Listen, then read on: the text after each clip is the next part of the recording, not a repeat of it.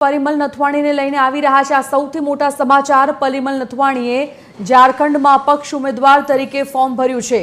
રાંચીમાં પરિમલ નથવાણીનું રાજ્યસભા માટે નામાંકન, જેમાં ભાજપ તરફથી મજબૂત સમર્થન સાથે ઉમેદવારી નોંધાવી છે। 10 ધારાસભ્યના ટેકા સાથે પરિમલ નથવાણીએ ઉમેદવારી નોંધાવી છે।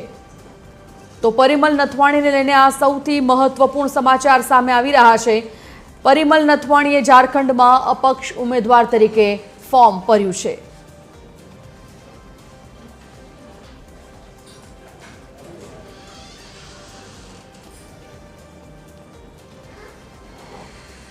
तो भाजप तरफथी मजबूत समर्थन साथे उम्मीदवारी परिमल नथवाणीए नोंधावी છે। 10 धारासभ्यना टेका साथे परिमल नथवाणीए फॉर्म भर्યું છે। आपने जणावी दीए परिमल नथवाणीने लईने आवी रह्या છે समाचार। एमने फॉर्म भर्યું છે ઝારખંડમાં અપક્ષ ઉમેદવાર તરીકે।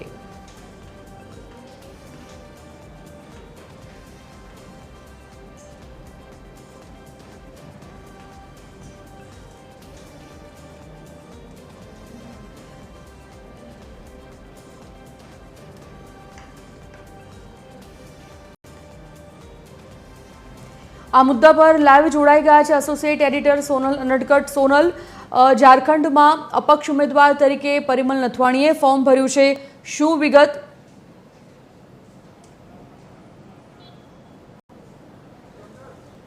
जी संजीवनी, जे प्रकारे अत्यारे राज्यसभानी चूंटणीओनो माहोल गुजरात सहित 10 राज्यों में जाम्यो छे, चोक्कसपणे कही शकाय के भाजपनो घोड़ो जे छे ते विंगमां चाली रह्यो छे। गुजरातमां हजू आजे 4 जे उम्मीदवारों छे भाजपना तेमणे फॉर्म भरी चूक्या छे, भरी दीधुं छे। अने महत्वनुं छे कि झारखंडनी जो बात करीए तो गुजरात में जे परिस्थिति कांग्रेसनी छे, जे रीते कांग्रेस गुजरात में विपक्ष में है तेज प्रकारे झारखंड में भाजप विपक्ष में है तेवुं कही शकाय। केम के भाजप पासे त्या झारखंड में महागठबंधन सरकार है, जेमां जेएमएम और आरजेडी गठबंधन है। अने महत्वनुं छे कि भाजप त्या विपक्ष में है, भाजप पासे 21 बैठकों त्या रहेली है।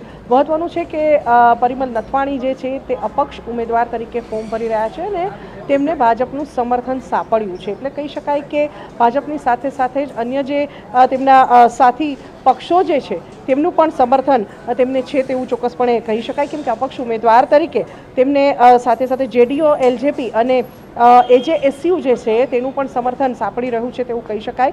एटले के विरोध पक्षना सथवारे जे रीते अत्यारे फॉर्म भरी चूक्या छे परिमल नथवाणी, त्यारे एवुं चोक्कसपणे कही शकाय कि भाजपे जे आ दाव खेल्यो छे ते एक अलग ज राजकारणने जन्म आपे तेवुं कही शकाय। केम के भाजपे उपरना सदनमा एटले के लोकसभामां पोतानुं जे परिस्थिति छे स्थिति मजबूत बनाववाना संदर्भमां આજે દાવ ખેલ્યો હોય તેવું લાગી રહ્યું છે। કેમ કે સામાન્ય રીતે પોતાના પક્ષમાંથી ઉમેદવાર ઊભો રખાતો હોય છે, પરંતુ ભાજપે અહીં અપક્ષ ઉમેદવાર તરીકે પરિમલ નથવાણીને દાવેદારી કરાવી છે અને તે ભાજપના સમર્થનથી દાવેદારી થઈ છે। જોકે મહાગઠબંધનની સરકાર અંતર્ગત પરિમલ નથવાણીએ સોરેન સાથે પણ બેઠક કરી હતી, મુખ્યમંત્રી સોરેન સાથે પણ બેઠક કરી હતી। જોકે સોરેને તેમને પ્રસ્તાવ બનવાની ના પાડી દીધી હતી, કેમ કે તેઓ સીધા જ કોંગ્રેસનો જે વિરોધ પોતે વિરોધી છે તેવું સાબિત કરવા માંગતા નહોતા। પણ મહત્વની વાત છે સંજીવની કે 2 બેઠકો માટે ઝારખંડમાં ચૂંટણી આયોજિત થઈ રહી છે। આજે ફોર્મ ભરવાનો છેલ્લો દિવસ છે, પણ મહત્વનું છે કે જ્યારે હવે ભાજપના અપક્ષ ઉમેદવાર તરીકે ભાજપના સમર્થનથી જ્યારે પરિમલ નથવાણી મેદાનમાં ઉતર્યા છે, ત્યારે કોંગ્રેસ માટે પણ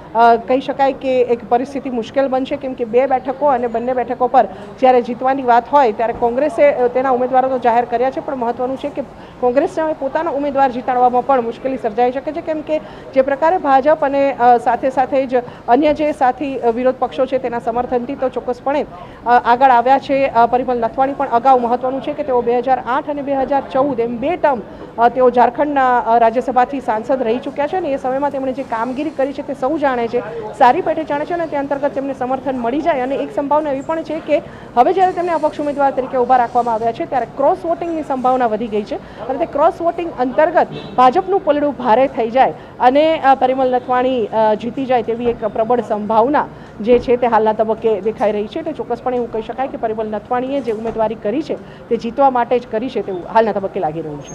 જી ધન્યવાદ સોનલ જાણકારી માટે।